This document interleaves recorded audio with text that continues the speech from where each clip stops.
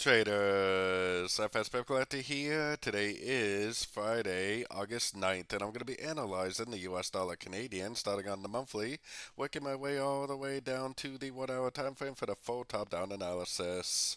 So on the US dollar CAD, I still personally think this is an A, B, C of wave B that's forming right now. I still think we need to go down to make that wave C of wave B before we actually do make a bigger move to the upside.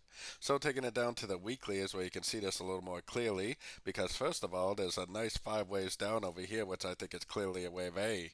I think this right here is an ABC of B. Nice impulsive up wave A, 3 waves down wave B, impulsive up wave C. So I think it's an ABC of wave B. And I think there's a very good chance that we have already started the downtrend for the wave C, like I was showing on the monthly. And it probably is going to make lots of pullbacks along the way, but most likely, if this is right, we will be looking for shorts probably for quite some time. So heading down to the daily time frame, we definitely did break structure to the downside this week. So if this is a wave C, which I do believe it is, then that pretty much proves to me that the wave C is over. Now that doesn't mean there's not going to be pullbacks, moves to the upside, but that's actually great news for us, especially as swing traders, because we know that we can go short at the end of these pullbacks, and those are going to be really high probability winning trades for the continuation of this downtrend. Taking it down to the 4 hour time frame.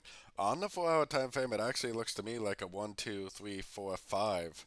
So I'm not personally taking the long because it doesn't really have to go up. It easily could just keep on going down like that.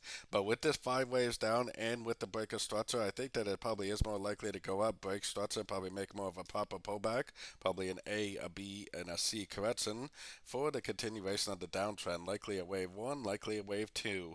And I personally will be waiting for the wave 2 to complete so I can go short, but if you are a short time frame trader, you could definitely possibly, especially if it does break to the upside, possibly look for some longs.